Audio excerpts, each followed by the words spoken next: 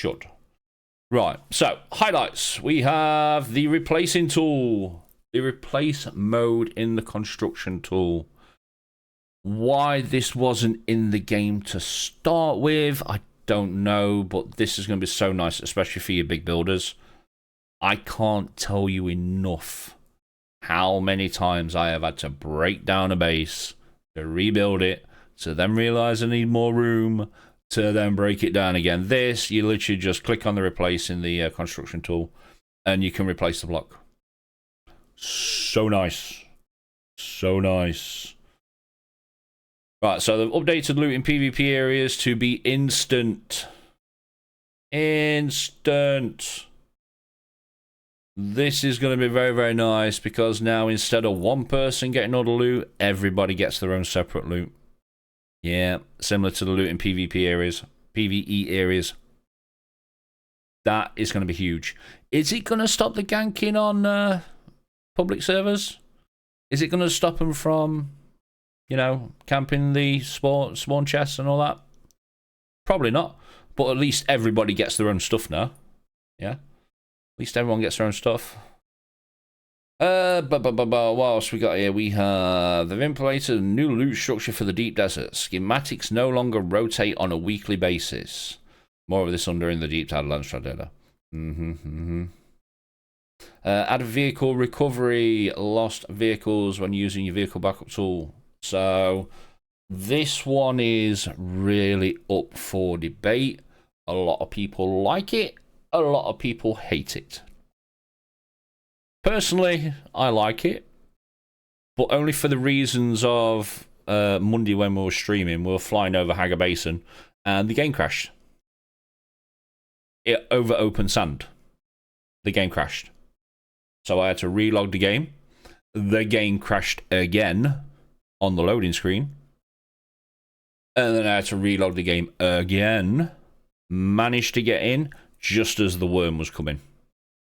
This is handy if, to me, if you get screwed over by the game and you lose a vehicle, which is the main part. I think Funcom just got sick and tired of people getting submit tickets because the game screwed them over and they lost something.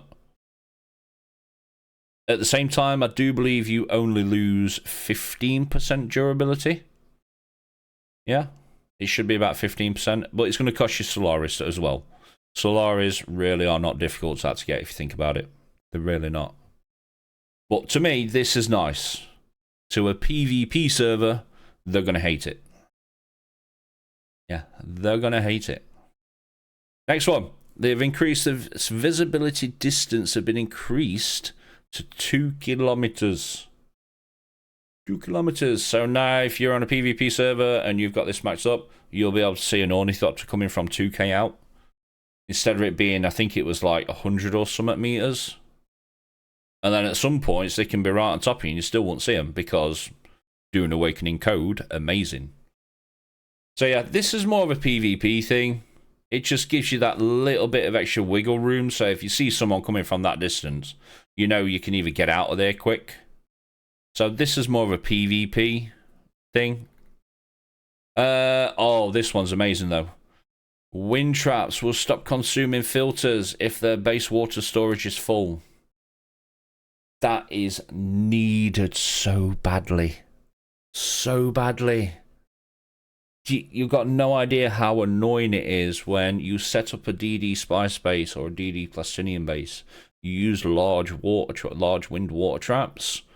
And if your base water storage is full, they keep using the filter. And like I say, the advanced water filters are not exactly cheap to make. They take plastinium. This is needed and very, very good. Very, very good. Added 17 new Doom building pieces. This is one you was on about, Lone Wolf. Yeah, these look really nice. Really, really nice. We have got an ad breaking coming. I do apologize. I can't turn them off. We will play about with these at some point, either today or Friday, depending. They've increased the inventory slot and volume significantly under the resources and crafting. So this is basically your bank. So if you're Arconan, you go to Arco Village. If you're Atreides, you go to Arakeen. So they've basically increased the slots that you can have and how much volume you can put in there. I don't really use the bank, so yeah, it's alright if you're doing a lot of trading. Apart from that, to me, no. No. Resources, building, crafting. The construction tool now has the replace mode, which we've just gone over. Place picker is now separate action, available in both build and replace modes. Okay, so they've reworked the place picker function. Yeah. Obviously, wind traps have stopped consuming filters when water storage is full. That is amazing. Added status notification when the player enters a sub-thief. Now, I saw this yesterday when I logged on. So when you first load into the game or you go out your building and come back in, it'll bring a little notification up in like the top right corner. Tell you if your shields are active and how many days you've got worth of power. It's okay. Yeah, it's okay. If I want to know how much power I've got, I just go up to a sub-thief anyway. This is more just if you can't be bothered to find your sub-thief. You just walk into your building, and it'll tell you up in the top right, shields active, and how much power, how many days worth of power you've got. Updated loot. So this is the updated loot in DD. So yeah, so this is going to be instant. Yeah, instant loot. The Basilisk, thank you very much for the follow, buddy. So yeah, PvP areas are now going to be instant loot instead of single person. They've also replaced the old Imperial component crafting cost requirement for the MK3 buggy modules, as they were more expensive than the other buggy modules. I didn't notice that. Replace the old Imperial component crafting cost requirement for the MK3 buggy modules, as they were more expensive than the other tier buggy modules. I never noticed that. Yeah, I never noticed that. Now you know. Yeah, now you know. Updated loot pools of crash ships to include new unique items. This is going to be insane. Absolutely insane. I mean, don't get me wrong, crash ships were very few and far in between. But the fact that they've now changed the loot pools to include new unique items, crash ships are definitely going to be something you want to be looking at in DD. Definitely. Change the description of unique litagens to better explain their purpose. To better explain their purpose. It's a litagen. It's what water goes in. Why do you need to explain their purpose? You put water in it.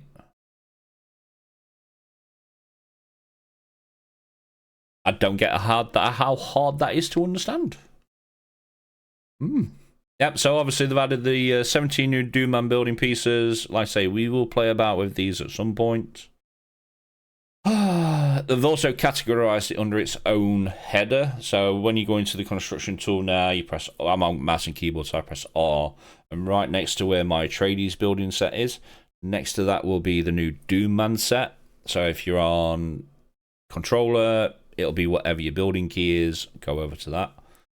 Increase the bank inventory slot count from 25 to 500. Again, this is going to be good if you're doing a lot of trading. Increase the volume from 1,500 to 30,000. Again, if you're trading, that's going to be amazing. Doom Garage door has been improved to allow the tread wheel to fit through it when it opened. Yeah, I saw this on the public test server where someone actually built the Doom Garage door, tried to put a tread wheel through the door, and the tread wheel's too big. So they've obviously made changes to it. Right, combat. Now, this rocket launcher one is mental. Nerd, how you doing, buddy? Hello. We're just going over the patch notes that they released yesterday. We are waiting for the servers to come back up today because they're pushing out a hotfix. Yes, they are pushing out a hotfix. Let me give you one of these while you're here. Give you a fancy shout out. Anyone don't know? How Hardy Nerd is a variety streamer. He is a voice actor. He is a comedian. And make sure you go show him some love. Plays a lot of variety games. Right, combat. Let's get back to this. So, combat. This one's going to be very controversial. Rocket launcher can now lock onto characters again, but it also requires a target lock before being able to fire both characters and vehicles. So, whereas before you could just press fire and it'll fire, rocket launchers will no longer fire unless you have a target lock. A lot of people have been complaining about this one. A lot, especially the PvPers. Because obviously before you could just free fire it. Now you have to have a target lock to be able to fire the rocket launcher. If you don't, you cannot fire it. So this one's quite controversial. Improved consistency of inventory missiles to hit their target. So basically where you used to fire the rocket and it'll just arch off, now it's more consistent, it does a straight line. Several of the target NPCs in the Desert Ghoul assassination contract are now slightly tougher. Now, I've not done this one yet, I do not believe. Or I might have done. I still haven't finished the Assassin's Handbook quest. If I have... Oh, Ghouls. Hang on, Ghouls is the, he's the cannibal, isn't he? So yeah, we've done that one. So yeah, the NPCs that spawn in that were absolute cakewalk. So yeah, I can understand why they've made them a little bit harder. Spit dart rifles now have their own subcategory in the customization menu. That's nice because whereas before all your sniper rifles were just in one slot. Now they're separating them. So if you want a straight sniper rifle, it'll be in one slot. If you want a spit dart rifle, it'll be in a new slot. That's nice. That's nice QOL, that is. Homing missiles now lose lock if they travel past their target at an angle of 90 degrees or more. Right, so now you need a target lock to be able to fire the rocket launcher, but if you fire the rocket launcher and something goes straight up and the rocket does that, it'll lose its target lock. I mean, you're not really going to use rockets for PvP anymore unless you're fighting a scout, assault ornithopter, carrier. I think rocket launchers just took a massive L in this one. Massive L. Now, this one's weird. This one's very, very weird because I saw this one in game yesterday. So, modified the dash stamina cost while affected by the Suspensor Blast or Crippling Strike debuffs. Now, this is wrong. This is wrong. So, dashing while being affected by these will now cost 33% more than the baseline instead of 100%. This brings the ability in line with other effect. This number is wrong because the way it shows you in game is... I can aware this. So, the way it shows you in game is this is saying that they've increased it by 100%, but in game it is still showing as 1.33. That's not 100%. If you increase it by 100, it should be 2.33. They've increased it by 33%, but then instead of it being 1.33, which is they've only increased it by 33%. If they're increasing it by 100%, it should be 2.33. That's weird. Hopefully it's something to look at. But that's getting into numbers that are really, really complicated. Very, very complicated. But this is wrong. When you look at this in-game, it's wrong. Crippling Strike will no longer slow the character to a crawl. Instead, sprinting is blocked, so the player can only walk or dash while affected. I don't really use Crippling Strike. I'm guessing this is more of a PvP sort of nerf. Don't use Crippling Strike myself. Like I say, we're on a private server that we normally play PvE. Even when we do DD, everyone that we've ran into is very chill. So yeah, Crippling Strike's just got another nerf. Change the duration, Crippling Strike debuff from 7.5 seconds to 7. So yeah, it got a little nerf. Suspensor Blast debuff from 5 to 6. So that actually got a little bit of a buff. Adjusted player stamina regeneration delay from 1 second to 1.2 seconds. Again, this is going to be a PvP change. Adjusted lower tier melee NPCs to react slower to stagger by dashing around 1 second. Okay. I mean, they need to look at NPCs anyway, just because you can stagger an NPC and they will still dash out the way. Well, if you stagger them, they shouldn't be moving. Like, at all. That's the entire point of stagger. NPCs need looking at. It's no longer possible to place a spawn beacon or other deployable tools inside Imperial testing stations. I think this one is wrong. Because I was watching someone yesterday and he could still put down a respawn beacon inside the testing stations. I might be wrong, and that might be something that they're fixing today. But I believe this one is wrong, because you can still place down respawn beacons in testing stations. Vehicles. They have added the ability to recover lost vehicles using the vehicle backup tool. Again, very controversial. Some people like it, some people don't.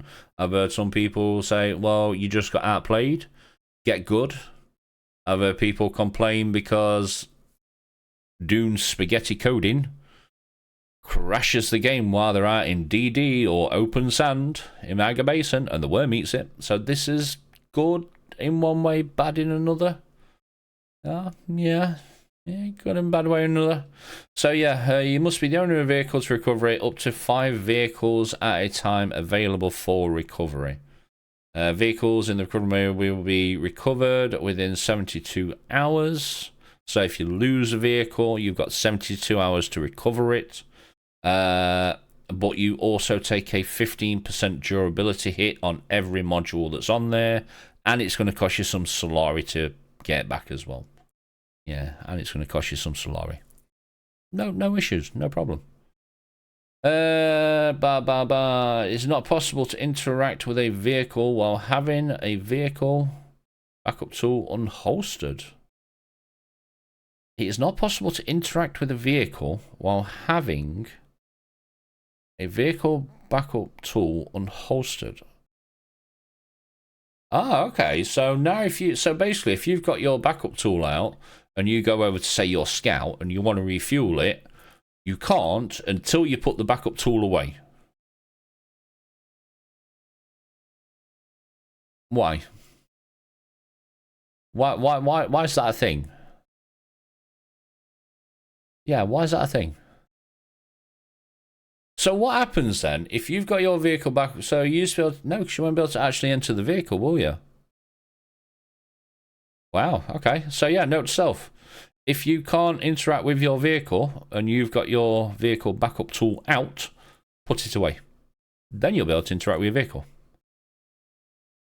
A red projection will now be visible when using the vehicle backup tool if there is no valid location for placing the vehicle. I have been waiting for this one. So before the patch, it was a case of you got your vehicle backup tool and you'd be looking round everywhere just to see your ornithopter turn green. And you'd be like, but you don't see it until it turns green. Now, when you put your vehicle backup tool out, it will show you the image of the ornithopter, and it'll stay there, red, until it's somewhere you can put it down. This should have been in the game from the start. There's been nothing more annoying than coming out of a testing station. Let me get my ornithopter out, vehicle backup tool out. Where can I put it? and you're running around the map trying to find an open space to get your ornithopter out. This should have been in from the start. We have vehicle visibility distance have been drastically increased to 2 kilometers. That's a PvP change. So if you're out in DD doing a large spice field, now you'll be able to see ornithopters from 2 kilometers away. Scout Ornithopter and Assault Ornithopter have been renamed to Light Ornithopter and Medium Ornithopter. Why? Everybody knows what a Scout Ornithopter is. Everybody knows what an Assault Ornithopter is. Why did you have to change it to Light and Medium? So does that mean they're going to change the carrier to large? Why? Why did you need to change that? It was fine the way it was. Scout, Assault. Yeah, okay. Improved highlighting and messaging of vehicle modules targeted by the welding torch. It should now be easier to repair or remove vehicle modules. Again, this is one where if you get too far away when trying to repair, it won't bring up the part that the module you're trying to repair. It's like if you go down the side of your buggy and you look up and you want to repair your buggy ray, your cutter ray, yeah, good luck with that because it won't actually find it. It should be working as intended now. Added new hologram meshes for buggy, sandcrawler, carrier, medium ornithopter, as well as respective faction variants. Added new hologram meshes. Oh, so that's where if you go out your base and you come back and you'll notice that your crawler is all jaggedy and blocky and then it'll come into render. It's basically that. Improved reliability of vehicle collision with building pieces such as walls. Improved reliability of vehicle collision with building pieces such as walls. So now you're just going to bounce more. Added interior meshes to ornithopter cockpits for fixing floating characters. Again, it weren't really an issue because you don't really look at your character inside the ornithopter. Yeah. And then when you did, it just looked like your character were floating in midair. Yeah. World building exploration, they've added lights in the Lost Harvest Forgotten Lab to help with guiding towards the boss room. So people have been complaining that they couldn't find the boss room in the Forgotten Lab. Okay. There's literally like 2 ways you can go. You got a 50-50 chance. If you go that way and it's a dead end, you turn around and go the other way, and guess what? There's a boss. Yeah. They're going to be doing signs next and putting them on the walls saying, boss, here. Story and journey, new player experience. They've improved the artist's etching in the Arakeen archives to be more accessible, so they made it look prettier. Item rewards received through journeys are now not dropped on the ground if inventory is full, but instead delayed and required manual claim through the journey's UI. That's actually pretty handy because obviously if you're going out doing journey quests or contracts and your inventory is full, you weren't able to pick it up. So now at least you can go back to base, empty off, and then claim it from the journey UI. Resource delivery contracts for standard machetes now includes a first step to acquire the resource to be delivered. Resource delivery contract for the standard merchants now includes the first step to acquire the resource. You had to acquire the resources before you delivered it anyway. Yeah. I don't get that one. I don't get that one. You had to acquire the resources after you pick the contract up. That one's weird. Players in the same party are now grouped together when attempting to join the same instant map. That's going to be a deep desert thing. Yeah, that's going to be a deep desert.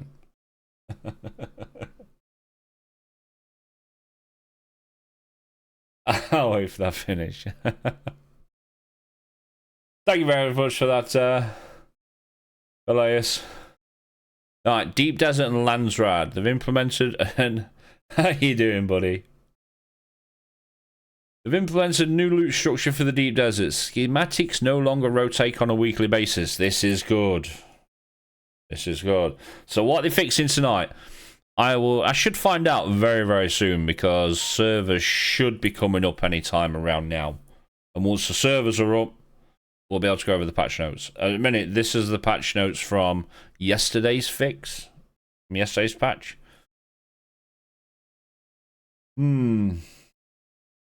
Yeah, this is the one from yesterday. Obviously, we weren't streaming yesterday, so we're doing it today. So yeah, Landsrad. So schematics are no longer no longer rotate on a weekly basis. Instead, all schematics are able to be acquired each week, except for the ones reserved to Landsrad vendors. Schematics belonging to location plus security zone specific loot pools, such as PvP testing stations, shipwrecks, or PvE testing stations. Some schematics belong in multiple pools. This is why, if you look at, say, a shipwreck at the minute and it's got pincushion part, but then you look at a PvE cave, it also has a pincushion item. So they've had to double up on some of them. Yeah. The goal is to allow each area in the Deep Desert to be valuable to explore, while also allowing for rare items to become more available. So people have just been moaning that they can't get out there and farm. Now you've got everything, so you've got no excuse. All new changes have been fantastic. The cheats not having any loot, though. The cheats not having any loot, though, is what everyone was pissed about. Yep. Players will now obtain a player start near one of the taxi services in the Deep Desert. This gives all players access to the taxi service to escape the Deep Desert safely. Okay. So now you can taxi service out of Deep Desert safely. If you go in Deep Desert, you've got an ornithopter. There's no need for the taxi service. Yeah, no need for it. Significantly reduce the amount of sync charts required to be delivered for the Landsrad task, requesting them to be used more than 4. This is nice. Yeah, amount of sync charts required to be delivered for the Landsrad task, requesting them. It used to be more than 24,000 of them. Now it's only 1,000. I'd say they've definitely seemed to have changed a lot with Landsrad, even though it's not here. Yeah, even though it's not there. Ooh, what we got now? We have user interface. Added new event log alert entries for the base power is about to run out, and taxes being defaulted on. I mean, if you know your base is about to run in power, you just go to your subbeef. You want to know how many taxes you got to pay? Go to your subbeef. Now it just brings it up in the top right corner. Yeah. In the vehicle management menu, it is now possible to choose the vehicle as a respawn point. I thought we had that anyway. I know you used to be able to get it with the scout ornithopter. So if you went out of your scout, you left it out in the open, you could set it as a respawn. Strange. Strange. We have updated buff UI, debuffed UI, with a pulsating effect whenever the player is affected by a deadly debuff. So now if you're debuffed by crippling strike or a couple of the others, you're going to glow. Yeah, you're going to glow. Pressing shift plus enter will now break to a new line in different text inputs that support multiple lines. Never used it, not interested. Added search functionality to the research menu. That's nice if you're still doing research. I mean, don't get me wrong, I still have a lot of research to do. Search functionality in menus has been improved, making it easy to find items using multiple keywords. Yeah, so whereas before, if you wanted to look for a filter, and you put in filter, it'll bring up every single filter. If you put MK6, it brings everything up that's MK6. Now you can just use multiple words and find it. Searching in crafting and newly added search. Searching in crafting and the newly added search in research menu both now support searching for items category. So they've just made the searching better. Level up notifications are updated to be more clearly shown. The new level of the icon and a larger number. So basically, every time you rank up, it now gives you a fancy notification that's a little bit bigger.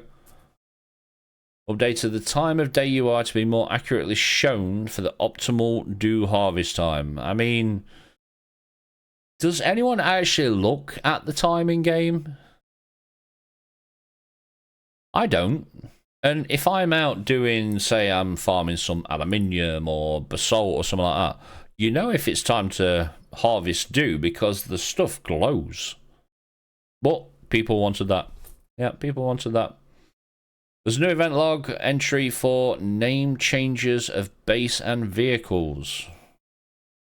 Okay, so when you go onto the event log before, when you change the name of your vehicle, it wouldn't pop up there. Now it does. Yeah, now it does. There are now event log entries for permissions level changes related to your character. So basically, if you give someone permission to, say, use Ornithopter or access storage, it'll come up in your event log that they've done that. The event log will now show the names of NPCs that killed the character. Okay, I don't understand why they put that one in.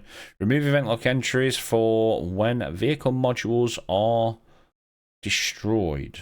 Remove event log entries for when vehicle modules are destroyed. I mean, it was kind of already in there. So SKL a few weeks back, he logged off down in Shoal, down our base in Shoal. And he logged off inside the base, but when he came on a couple of days after, the worm had eaten him and his Ornithopter. He's like, but how? I logged off in base. So, yeah. Yeah, thanks for reminding me about that. Nah, no worries, mate. Yeah, no worries, bud. I'm always here to please. Always here to please.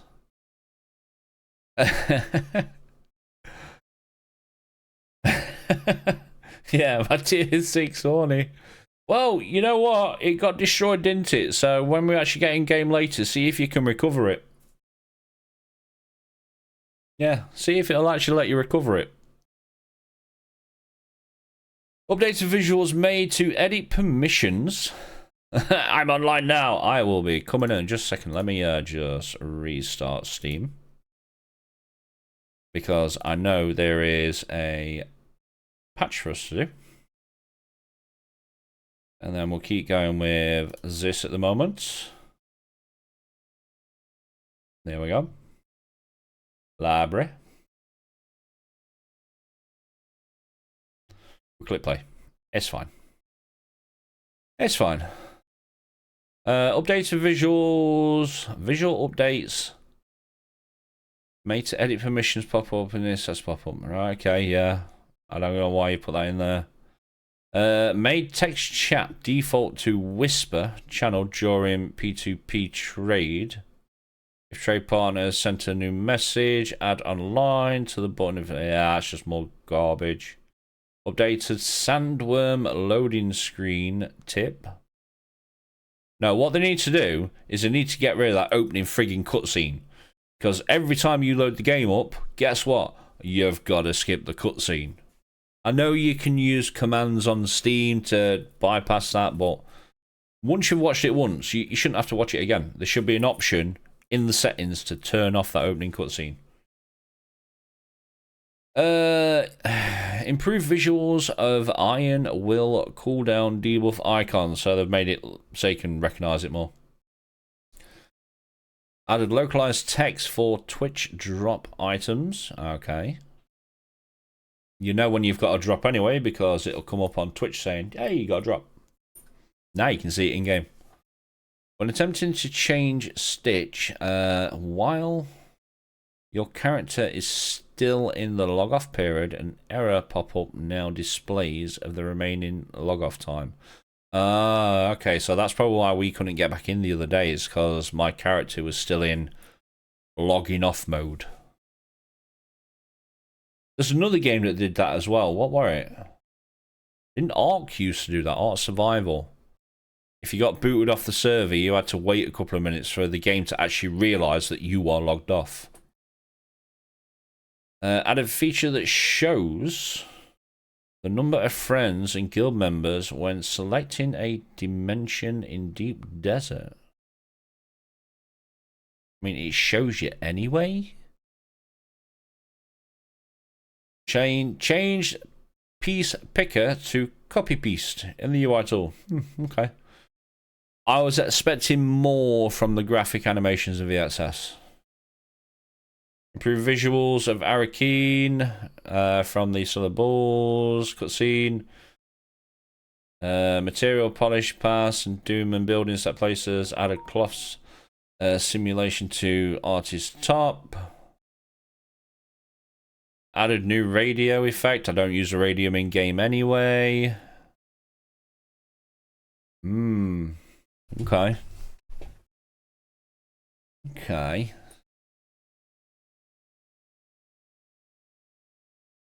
Fixed an issue where a player would receive generic connection loss error when there was a more specific reason for why the connection was terminated. It's an issue that allowed a player to visit a friend while in a down state. Okay, these are going to be interesting. Fix an issue fix an issue that caused players to respawn at the location they died instead of the selected spawn location. Never had that one before. Fix an issue that caused respawning from the deep desert to Haga Basin not always being an option. Okay. Fix the case where players would get stuck when spawning or using the unstuck option in a location where they would overlap with a vertical geometry such as a cliff. So basically, if you got stuck at the bottom of a cliff and you click the unstuck mode, it'd probably put you inside the cliff. And then you'd be really stuck. Yep. Fix an issue causing the unstuck button not to get players unstuck while climbing. I've had that one. It's annoying. Fix ghosts and artifacts on screen edged when frame generation is enabled. I don't run frame generation. I can't do frame generation because I run an RTX 3070. Frame generation is for the newer cards. Yeah, it's for the newer cards. Fix the rear server crash that happened when interacting with a vendor NPC. Not heard of that one, but okay. Disabled air simulation for characters that are far away from the player in order to improve performance. So it basically, if you create a character and you've got really long air, you're probably going to fuck somebody else's game up. Travel dialogue can now be cancelled when connecting to a server fails. Connecting to a server fail. This addresses the issue that could cause a player to get stuck indefinitely in the queuing phase of the UI. Now, I've had this when I've gone to DD. It's normally after the main reset, so on a Tuesday. If I go from Haga Basin to DD, the second I hit that DD wall, it'll come up saying waiting for server response. And all I ever had to do was just click escape, and then it'll bring up the servers. So, yeah, that's still a thing. Fix the rear client crash related to text chat. No, I found one the other day where if you put a marker on the map and then try flying over to it, the marker would crash your game. Yeah. I just had this a second ago. Yeah. But yeah, no, it's normally after the weekly reset. The second I go to, or a patch. I go to DD, it comes up saying wait for server response. All I ever do is just click escape and then it'll bring up the servers. Still an issue, but yeah, I have to click cancel. And you have serverless. Yep. So that one is still a thing. Yeah, that one is still a thing. Fixed a crash when double-clicking on empty ammo slot in the vehicle management storage. Okay, didn't know that one. Fixed occasional visual glitches when modifying resolution scale and running with DLSS. I run with DLSS because I've got NVIDIA. I'm hoping that they fix the one where you can be flying somewhere and the map will just bug. And then that mountain that should have been there is now floating in the air over there. Dune's spaghetti code. You've got to love it. You've got to love it. What else have we got? Done that one. FSR is now set as default upscaling method if DLSS is not supported. Except on Intel GPUs, it's still set to default. Yeah, so I run NVIDIA and Intel, so DLSS is for me. If you're running AMD or like that, it's more likely going to be SFR. Fixed an occasional GPU crash. No, that's still going to be a thing. Trust me. It's still going to be a thing. I mean, fucking hell, it took XROM nearly 9 hours to sort out the coding that Funcom sent out. And it was the coding that screwed up XROM servers. Fix some stuttering issues during character creation. Never had that. Must be a thing. Fix a black screen issue after booting the game that affected some players. Okay. Fix a crash server related with the radiation zones. Yeah, so the problem... This one is always going to be a thing. Just because when you enter a radiation zone...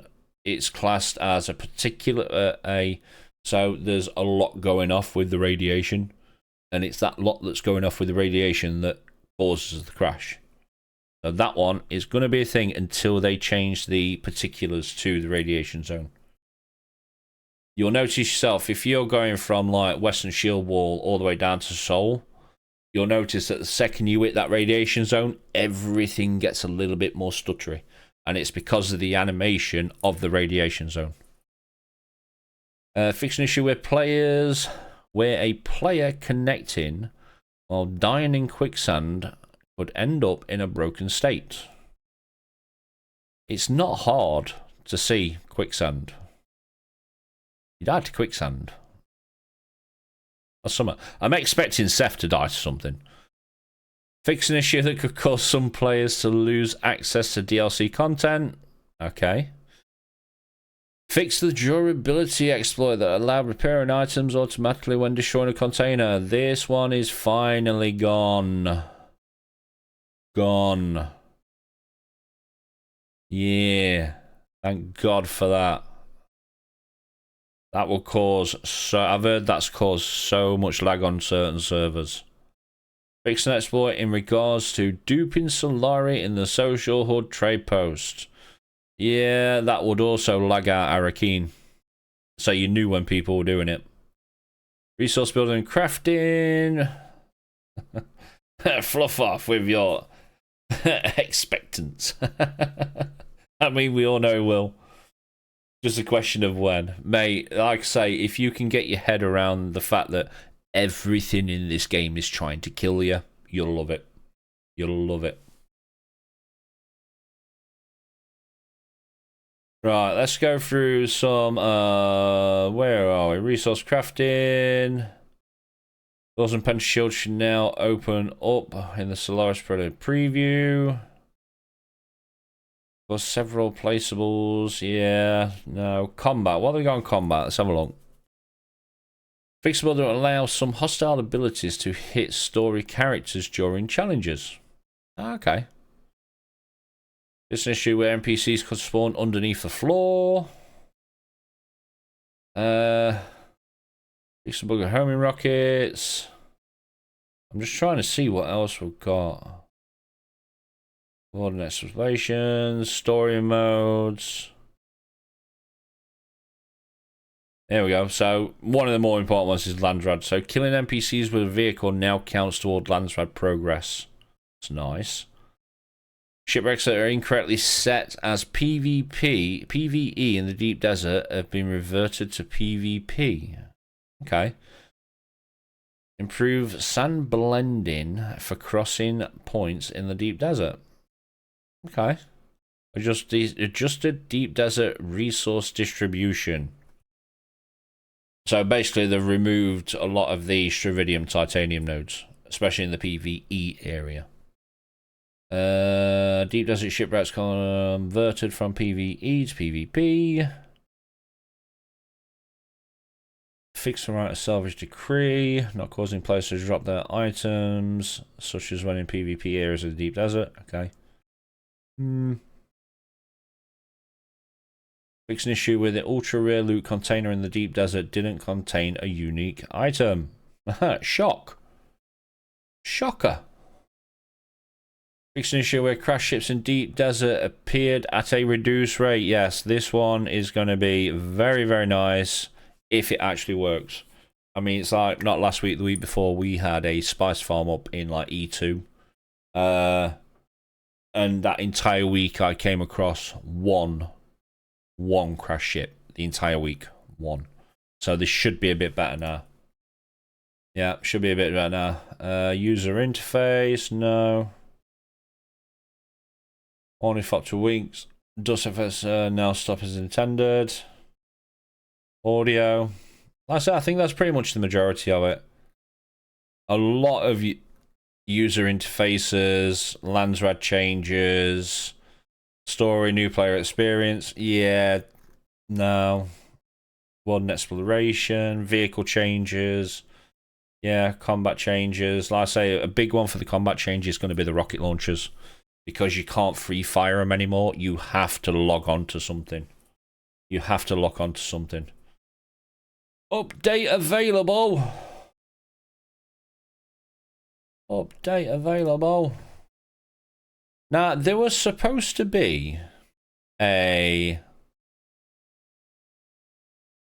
Yeah, there was supposed to be... But yeah, right, let's get that video for and stuff. So like I say, we'll pop that up tonight at some point. But yeah, I say we're doing all good. Right, you lot stay awesome.